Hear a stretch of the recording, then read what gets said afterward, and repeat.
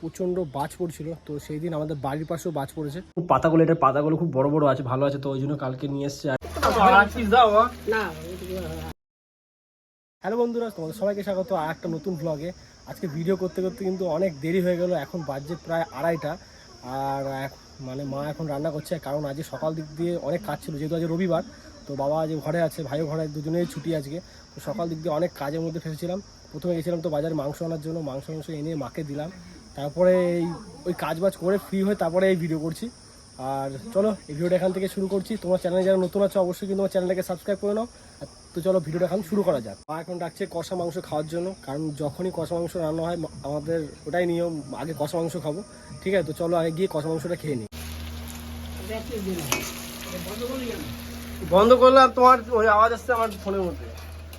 থালাতে করে কে দেয়?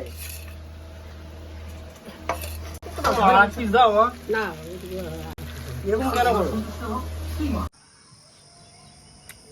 কষা মাংস নিয়ে নিয়েছি। আমার কষা মাংস খেতে কিন্তু হেভি লাগে।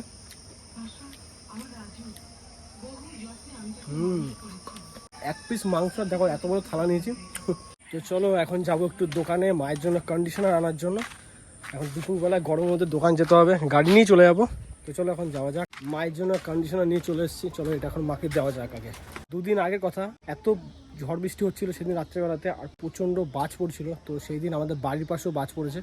আর একটা জিনিস দেখাচ্ছি, এই দেখো, এই নারকেল গাছটার উপরে সেই দিন বাজ পড়েছিল। তো পড়ে যাওয়াতে দেখতে পাচ্ছ ডালগুলো কেমন ঝুলে পড়েছে। আর সেদিন এত জোরে আওয়াজটা হয়েছিল, আমরা ঘরের মধ্যে না মানে ভয় পেয়ে গেছিলাম। পুরো 3জন ছিলাম ঘরের মধ্যে, পুরো ভয় পেয়ে গেছিলাম, মনে ছিল না বাড়ির পাশে কেউ বোম ফাটানো, এত জোরে আওয়াজ হলো। তো এটাতে প্রচণ্ড কিন্তু ভয় পেয়ে গেছিলাম। আর বাজ তো ভালো জিনিস নয়, অনেকটাই খারাপ জিনিস, অনেক মানুষের অনেক ক্ষতিও হয়ে যায়। তো সেদিন এই নারকেল গাছে, আর বিশেষ করে নারকেল গাছ, তাল গাছ, তারপরে এই সুপারি গাছ, এই ধরনের গাছের মধ্যে বেশিরভাগ টাইম এই বাজগুলো পড়ে, লম্বা লম্বা গাছে বেশিরভাগ পড়ে। তো এটা কিন্তু খুবই একটা ক্ষতিকারক জিনিস। তো গাছটা দেখতে পেলে কি অবস্থা হয়ে গেছে। আর ঘরের মধ্যে কিন্তু সেদিন আমরা প্রচণ্ড ভয় পেয়ে গেছিলাম, মা বেশি ভয় পেয়ে গেছিলো বাজ পড়ার জন্য। আর তারপরে থেকে তো এই গাছগুলো মানে গাছের মধ্যে যখন বাজ পড়ে না, তখন সঙ্গে সঙ্গে কিন্তু গাছটা কোনো ক্ষতি হয় না। 3 দিন 4 দিন পর মানে যখন পেরিয়ে যায় তখন গাছটা ধীরে ধীরে শোকাতে থাকে। তো এইটাও দেখতে পাচ্ছি, এটাও কিন্তু যখন পড়েছিল তখন কিন্তু ঠিকই ছিল। এই 2 দিন 3 দিন হয়ে গেলো, দেখো ডালগুলো সব ঝুলে পড়েছে। তো এরা ধীরে ধীরে পুরো গাছটাই শুকিয়ে যাবে।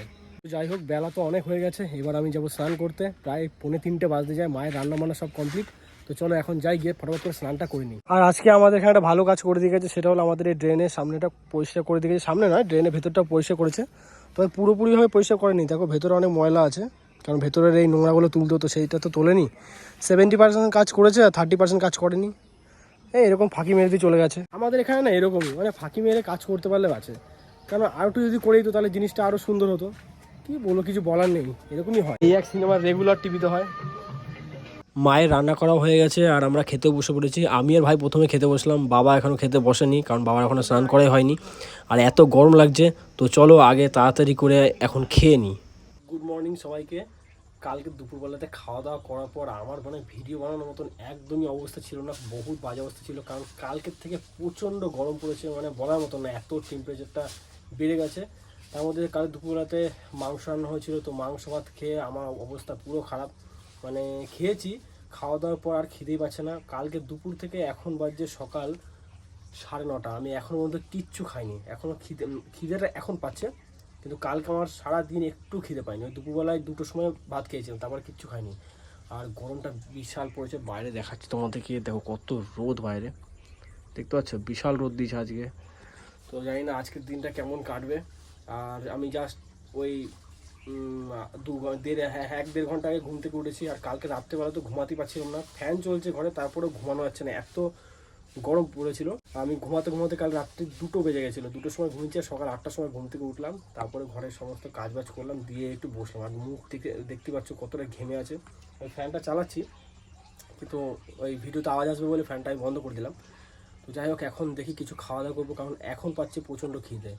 তো দেখি মা এখন কি রেডি করে রেখেছে, তো সেটা গিয়ে এখন খাবো আমি। আমাদের পেয়ারা গাছটা কত বড় হয়ে গেছে তবে এর মধ্যেই। এখানেও দেখেছিলে একটা পেঁপে গাছ ছিল, তো গাছটা বাবা কেটে দিয়েছে কয়েকদিন আগেই।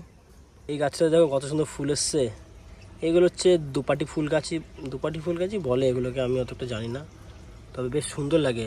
ওইখানে আরও গাছ আছে দেখো, 2-3 দিন বৃষ্টি হয়েছে, তার মধ্যে দেখো কত এখানে ঘাস, কত ঝোপঝাড় হয়ে গেছে, এখানে আগাছা হয়ে গেছে অনেক। আর এখানে তো আমাদের অনেক গাছগুলো লাগানো আছে, এই বেগুন গাছ, লঙ্কা গাছ, দেখো দেখাই যাচ্ছে না, এতটা ঝোপ হয়ে গেছে এখানে।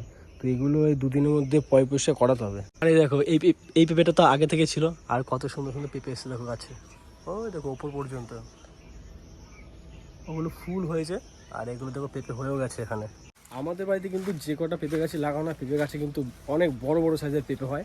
আর এইটা তো দেখবে বিশাল বড় বড় সাইজের পেঁপে হবে, কারণ আমাদের আগের যে গাছটা ছিল সেই গাছটাতে এক একটা পেঁপে 2 কিলো 2.5 কিলো করে পেঁপে হতো, এত বড় বড় সাইজের পেঁপে হতো। আর এই গাছটায় দেখো কত ফুল হয়েছে, দেখতে পাচ্ছ, দেখতে কিন্তু খুবই সুন্দর লাগছে, অনেক ফুল হয়ে গেছে অনেক।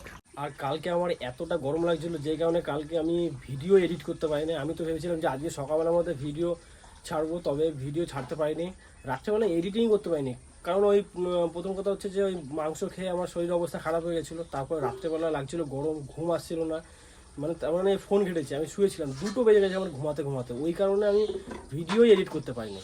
তো এখন এই ভিডিওটা বানাবো, তারপরে এই ভিডিওটা এডিট করে ছাড়বো, অনেকটা লেট হয়ে গেল, তবে এই গরমের জন্য এই যত সমস্যা। এই হলো আমাদের সরকারি কলের জল, অনেক সকালে এসছে, এখনও যায়নি, জানি না কেন যায়নি, তবে অনেকক্ষণ থেকে জলটা পড়ছে। তবে চলো একটু জলটা আমি ভরে দিই। আমাদের নিম গাছটা কত বড় হয়ে গেছে, আর এই নিম গাছের ডাল পড়ে পড়ে দেখো আমাদের টালিটা কত নোংরা হয়ে গেছে। আমি মাঝে মাঝেই পরিষ্কার করি, কিন্তু তারপরেও দেখো কত নোংরা হয়ে গেছে টালিটা। সকালবেলা হলে এই জল ভরা পাটটা আমারই থাকে, কারণ আমি আগে ঘুম থেকে উঠি, তো জল ভরাটাও আমাকে করতে হয়। এই মানি প্লান্ট চারাটা কালকে ভাই নিয়ে এসছে এক জায়গা থেকে। তো আমাদের ঘরে আগেও মানি প্ল্যান্ট গাছ ছিল, তবে ওগুলো সেরকম একটা বড় হয়নি, খুব পাতাগুলো, এটার পাতাগুলো খুব বড় বড় আছে, ভালো আছে, তো ওই জন্য কালকে নিয়ে এসছে। আর নিয়ে এসে দেখো জলের মধ্যে দিয়ে রেখেছে, নাহলে তো শুকিয়ে যাবে, ওই জন্য জলের মধ্যে দিয়ে রেখেছে।